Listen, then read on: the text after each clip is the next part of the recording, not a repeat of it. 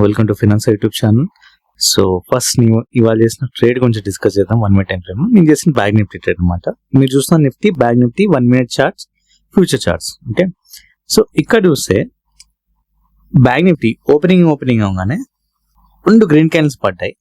నేను ఇక్కడ చేసిన తప్పు చేశాను, ఇవాళ లాస్ అనమాట ట్రేడ్. ఈ 2 గ్రీన్ క్యాండిల్స్ చూసి బై చేశాను. ఓకే, ఇది బై చేశాను. అట్లీస్ట్ ఈ లెవెల్ ఏదైతే ఉందో దీనిపైన సస్టైన్ అవ్వలేకపోయింది. మళ్ళీ గ్రీన్ రెడ్ కిందకి వస్తుంది కదా. అట్లీస్ట్ నేను అప్పుడు అర్థం చేసుకోవాల్సింది, ఈ లెవెల్ సస్టైన్ అవ్వకుండా కిందకి వస్తుంది. నేనేమనుకున్నా అంటే ఈ కొంచెం గ్యాప్ అయిందో, ఈ గ్యాప్ డౌన్ ఏదైతే అయిందో, అంటే గ్యాప్ అప్ ఏదైతే అయిందో, ఈ గ్యాప్ ని ఫిల్ చేయడానికి, టచ్ చేయడానికి వస్తుంది. ఒకవేళ ఇక్కడికి వచ్చినా టచ్ చేసి పైకి వెళ్తుందేమో అని నేను ఊహల్లో ఉన్నాను.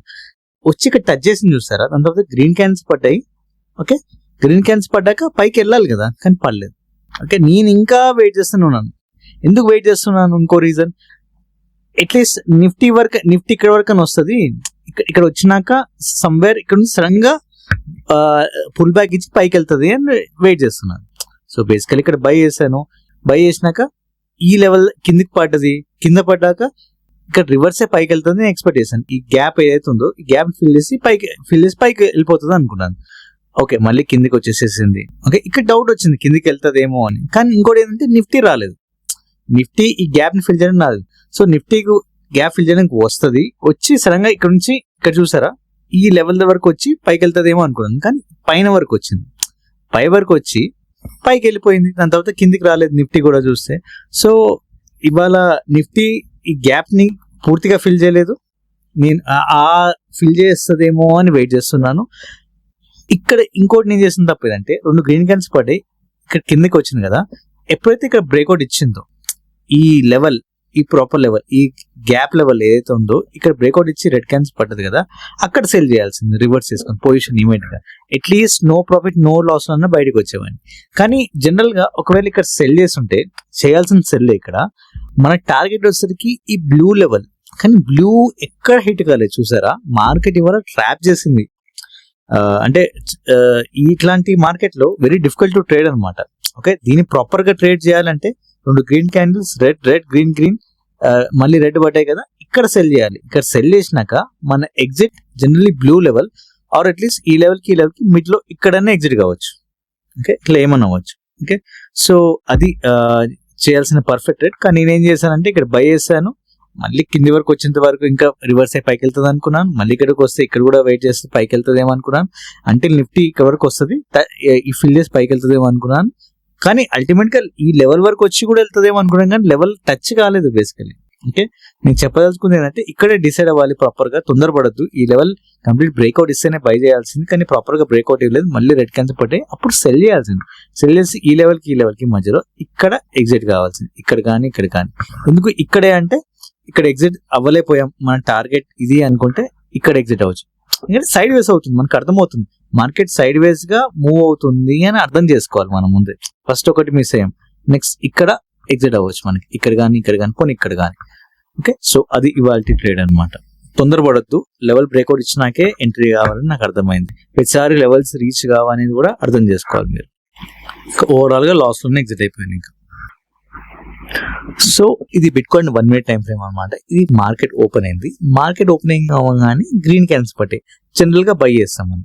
కానీ అంటిల్ అన్లెస్ ఈ లెవెల్ బ్రేక్అవుట్ ఇచ్చేంత వరకు బై చేయను. ఈ లెవెల్ బ్రేక్అవుట్ ఎక్కడ ఇచ్చింది? ఇక్కడ ఇచ్చింది. ఎప్పుడో 630 అట్లా, 623 అట్లా. ఇక్కడ బై చేయొచ్చు మనం. లేదా ఈ లెవెల్ కి ఇక్కడ వదిలేసి ఇక్కడ 2 గ్రీన్ క్యాన్స్ పట్టాయి, ఇక్కడ బై చేయొచ్చు. మన టార్గెట్ వచ్చేసరికి బ్లూ లెవెల్ హిట్ అయిపోయింది. దాని తర్వాత ఇంకా ఎక్కడికి వెళ్ళిందో చూద్దాం. దాని తర్వాత కింద పడిపోయింది మనకి. ఓకే, అంటే ఒకటే ట్రేడ్ అనమాట. ఇవాళ మనం ఈ లెవెల్ బ్రేక్అవుట్ ఇచ్చినాక బై చేస్తాం, ఇక్కడ ఎగ్జిట్ అనమాట. ఇంకో ట్రేడ్ తీసుకునే అవకాశం ఉంది. ఇక్కడ ప్రాపర్ గా ఈ లెవెల్ ఉంది కదా, 78,450-60 ఈ లెవెల్. ఇక్కడ బ్రేక్అవుట్ ఇచ్చినాక ఇక్కడ కూడా సెల్ చేయొచ్చు. ఇక్కడ సెల్ చేసినాక మన టార్గెట్ వచ్చేసరికి గ్రీన్ హిట్ అయిందా లేదా చూద్దాం. హిట్ కాలేదు, హిట్ చేయడానికి వెళ్ళిపోతుంది, మోస్ట్లీ హిట్ అయిపోతుంది మన టార్గెట్. సో అంతే. పర్ఫెక్ట్ ట్రేడ్ ఏంటంటే ఇమీడియట్ గా మార్కెట్ ఓపెనింగ్ అవ్వగానే మటుకు ఇక్కడ ట్రేడ్ అనేది కనిపించలేదు. గ్రీన్ క్యాండిల్స్ పడ్డాయి, ఇప్పుడు గ్రీన్ తీసుకొని బై చేసిన కిందికి వచ్చింది, సడన్ గా వచ్చి పైకి వెళ్ళి హిట్ అయిపోయింది. ఓకే, క్లియర్ కదా. ఇంకో సెల్ ట్రేడ్ ఏంటంటే ఇక్కడ చేయొచ్చు మనం, అంతేగాని ఇక్కడ సెల్ చేస్తానంటే కష్టమే. ఇక్కడ సెల్ చేసామనుకోండి మళ్ళీ రివర్స్ అయ్యి పైకి వెళ్ళిపోయింది, హిట్ అయిపోయింది, మన లాస్ లో ఎగ్జిట్ అవ్వాలి. ఓకే, నెక్స్ట్ డోజోన్ చార్ట్ చూద్దాం. ఓకే, సో ఫస్ట్ ఒక రెండు రెడ్ క్యాన్స్ పడాయి. ఇది లాస్ట్ వీక్ చార్ట్ అనమాట, ఫ్రైడేది. ఓకే, జస్ట్ ఒక ఐడియా కోసం మనం. ఓకే, 2 రెడ్ క్యాన్స్ పడ్డాక మనం సెల్ చేస్తాం. సెల్ చేసినాక మన నెక్స్ట్ టార్గెట్ ఏదంటే ఈ రెడ్ లెవెల్ ఈజీగా అట్రాక్ట్ అయిపోతుంది. బట్ హిట్ అయిందా లేదా చూద్దాం. హిట్ కాలేదు, మార్కెట్ ఇంతే ఇలాగే ట్రాప్ చేస్తుంది. జనరల్ గా అయితే ఈ లెవెల్ దగ్గర హిట్ కావాలి, హిట్ అయినాక ఎగ్జిట్ అయిపోతాం మనం సెల్ చేసినాక. బట్ చాలా సేపు సైడ్ వేస్ నేనైతే ఎగ్జిట్ అయిపోతాను. ఇక్కడ 2 రెడ్ క్యాన్స్ పట్టాయి కదా, ఫస్ట్ ఒక రెడ్, ఈ రెడ్. ఓకే, ఇక్కడే సెల్ చేసేస్తాను. ఈ క్యాండిల్ ఇంకా ఓపెన్ అవ్వగానే థర్డ్ క్యాండిల్. ఓకే, సెల్ చేసినాక నా టార్గెట్ వచ్చేసరికి ఈ రెడ్ లెవెల్, బట్ రీచ్ కాలేదు కాబట్టి సైడ్ వేస్ అయింది కాబట్టి ఇక్కడ కానీ ఎగ్జిట్ అయిపోతాను. ఇంకా ఎక్కువసేపు వెయిట్ చేయను. మార్కెట్ చూసారు కదా ఎలా రివర్స్ అయ్యి సడన్ గా పైకి వెళ్ళిపోయి సైడ్ వేస్ అయిపోయింది. ఇలాగే ఉంటుంది మార్కెట్. ప్రతిసారి లెవెల్స్ హిట్ అవుతాయని కూర్చున్నారు అనుకోండి, హిట్ అవుతుంది. చాలా ఇయర్స్ బ్యాక్ పర్ఫెక్ట్ గా లెవెల్స్ దగ్గర టచ్ అయ్యి బౌన్స్ బ్యాక్ అవ్వడము, బ్రేక్అవుట్ ఇవ్వడము జరిగేది.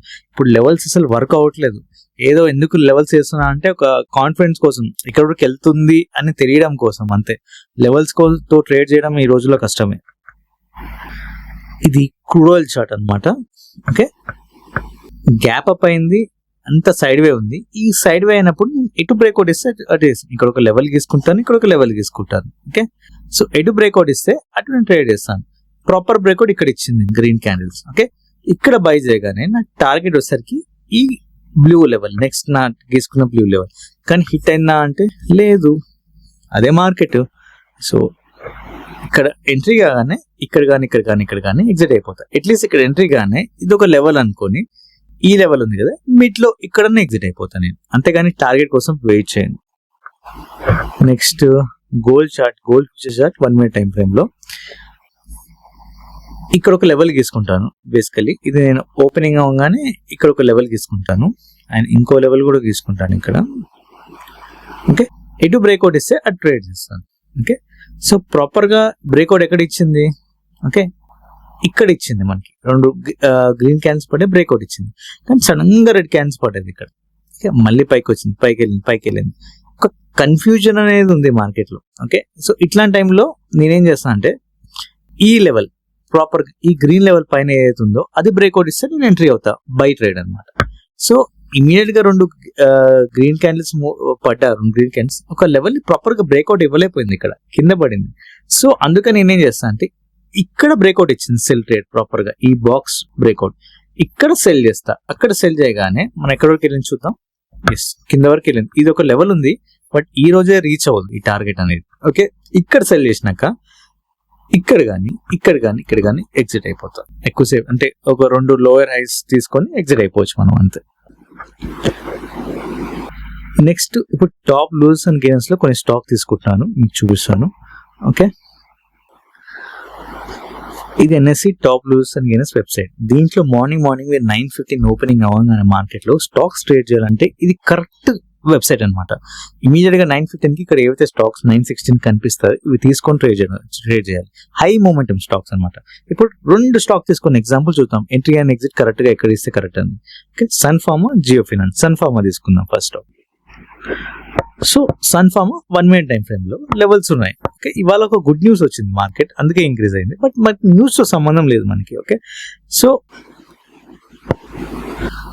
ఒక పెద్ద గ్రీన్ క్యాండిల్ పడ్డది, ఇంకో గ్రీన్ పడ్డది. ఇక్కడ డిసైడ్ అయ్యి బై చేయొచ్చు, ఇక్కడ బై చేయొచ్చు. కానీ రిస్క్ ఏంటంటే ఇంత పెద్ద గ్రీన్ క్యాండిల్ పడ్డాక రివర్స్ అయ్యి ఇక్కడ మధ్యలో వస్తే ఇక్కడ బై చేయాలి బేసికలీ, ఆర్ ఇక్కడ బై చేయాలి. రివర్స్ అయ్యి ఈ క్యాండిల్ సగంలో రావాలి, బట్ రాకుండా అది పైనే వెళ్ళిపోయింది. అంటే కొన్నిసార్లు రివర్స్ అయ్యి పైకి ఇక్కడ వరకు వస్తుంది, క్యాండిల్ సగం వస్తుంది, అప్పుడు బై చేయాలి. అది పర్ఫెక్ట్ ట్రేడ్ అనమాట. కానీ ప్రతిసారి మనకి ఆ ఛాన్స్ ఇవ్వదు కదా మార్కెట్ మనకి. ఇప్పుడు 2 గ్రీన్ క్యాండిల్స్ పడ్డాయి, ఇక్కడ థర్డ్ క్యాండిల్ ఓపెనింగ్ అవ్వగానే బై చేయొచ్చు. బై చేయగానే మన టార్గెట్ వచ్చేసరికి ఈ రెడ్ లెవెల్ ఏదైతే కనిపిస్తుందో ఈ టార్గెట్, దీనిపైన ఇక్కడ కూడా ఎగ్జిట్ అవ్వచ్చు మనం. సింపుల్ కదా ట్రేడ్, పెద్ద కష్టపడేది ఏం లేదు కదా ఇవాళ. సో అది సన్ ఫార్మా ట్రేడ్ అనమాట. దాని తర్వాత అంతా సైడ్ వేస్. ఓకే, అందుకే ఇక్కడ బై చేయొచ్చు, ఈ లెవెల్ బ్రేక్అవుట్ ఇచ్చినాక ఎగ్జిట్ కావచ్చు మనకి ఇక్కడ కానీ.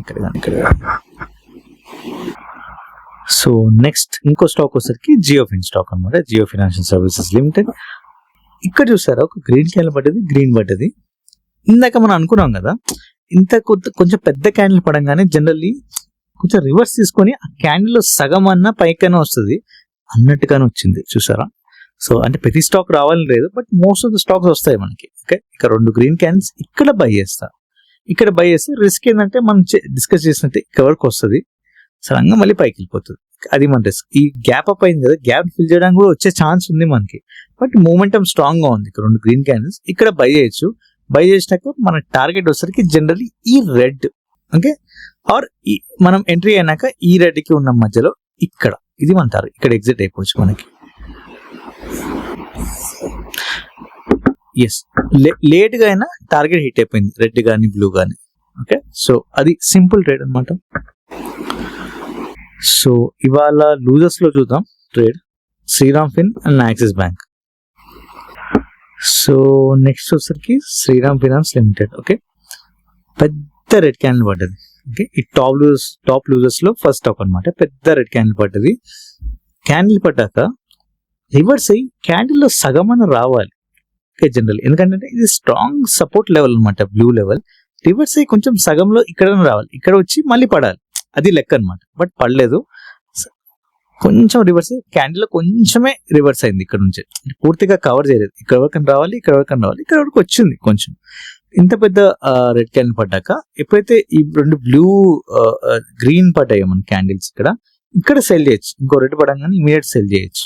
ఓకే, సెల్ చేసినాక మన టార్గెట్ వచ్చేసరికి కింద లెవెల్ కానీ ఈ టార్గెట్ రీచ్ కాదు, ఇది 1 డేలో రీచ్ కాదు. ఓకే, దాని తర్వాత అంతా సైడ్ వేస్ అయింది మార్కెట్ చూసారా. అందుకే ఇక్కడ సెల్ చేస్తే మన టార్గెట్ ఇక్కడ కానీ ఇక్కడ కానీ ఇక్కడ కానీ ఇక్కడ కానీ ఎగ్జిట్ అయిపోవచ్చు. అంటే లెవెల్ లేదు, బట్ మన లోవర్ హైస్ తీసుకొని ఎగ్జిట్ కావాలి మనకి.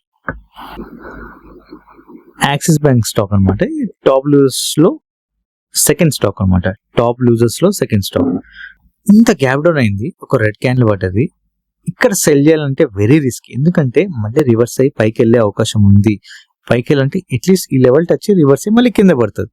ఓకే, బట్ మనకి ప్రతిసారి అదే సినారియోలో రిపీట్ అవ్వాలనే రూల్ లేదు. ఒక రెడ్ క్యాండిల్ పడ్డది, రివర్స్ అయ్యి ఈ క్యాండిల్ లో సగం ఎప్పుడైతే మళ్ళీ రివర్స్ అయిందో ఇక్కడ సెల్ చేద్దాం మనం. ఇక్కడ సెల్ చేసినాక మళ్ళీ పైకి వచ్చింది, కొంచెం లాస్ లో కనిపిస్తుంటది మన పొజిషన్. దాని తర్వాత పైకి వెళ్ళింది, దాని తర్వాత కొంచెం పైకి వెళ్ళి సైడ్ వేస్ అనమాట market. Okay, so very tough market. ఇట్లాంటి ట్రేడ్ చేసుకుంటే లాస్ లోనే ఉంటాం మనం.